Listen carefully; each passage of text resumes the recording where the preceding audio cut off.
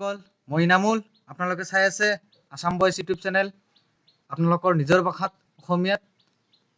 আজি ধুনীয়া এটা বিষয় আলোচনা কৰিব লৈছো এনআৰসিৰ অবজেকশন ফৰ্ম কেনেকৈ ফিল আপ কৰিব লাগে এটো চাওক ফৰ্ম অবজেকশন ফৰ্ম এটো কেনেকৈ ফিল আপ কৰিব লাগে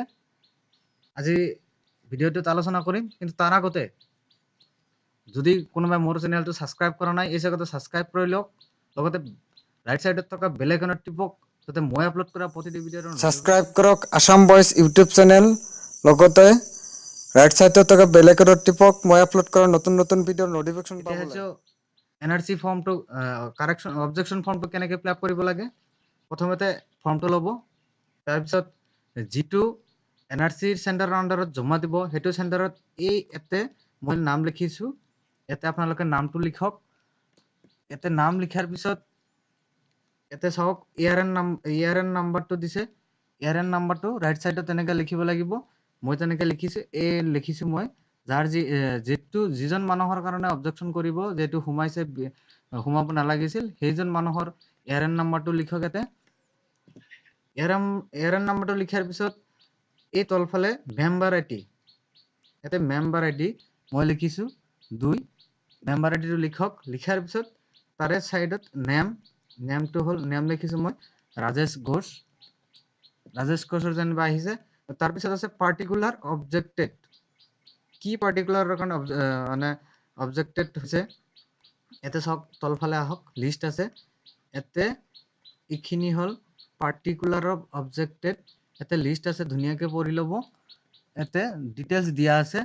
এক নম্বৰত আছে legacy person not resident in India up to 24th March midnight 1971 list A legacy data 3 আছে application not descendant of legacy person এনেকুৱা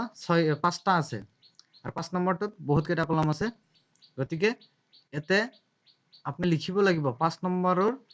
যদি ডি বৰ্ডাৰ আছে 5 নম্বৰৰ এতে লিখিব লাগিব 5 নম্বৰৰ এই নম্বৰটোত আছে ডি ভোটাৰ ডাউটফুল ভোটাৰ গতিকে মই এতে 5A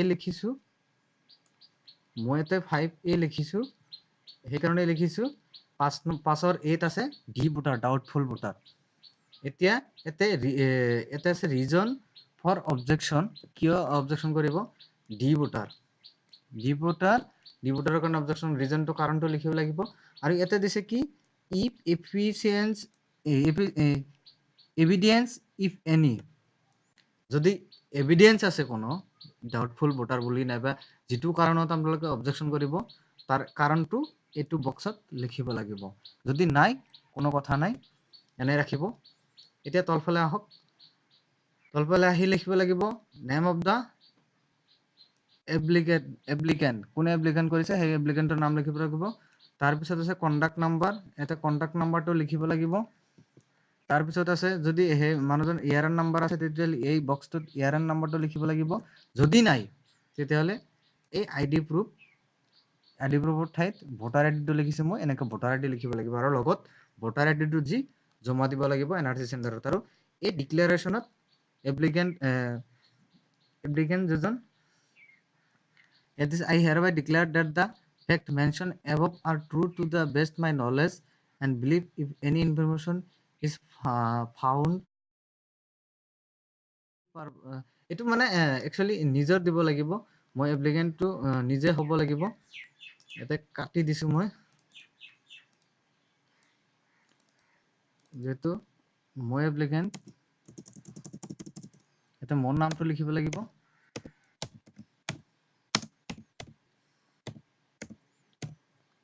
হয় এনেকা সিগনেচাৰটো দিব লাগিব providing any false information would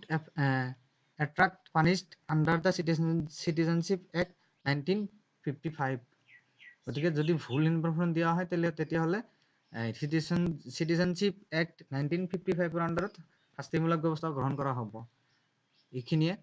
আশা কৰো ভিডিওটো ভাল লাগিছে যদি ভাল লাগে আৰু হসাকে যদি আনকো এটো দেখাব খোজে তেতিয়াহলে ভিডিওটো শেয়াৰ কৰক লাইক কৰক লগতে মোৰ চেনেলটো সাবস্ক্ৰাইব কৰক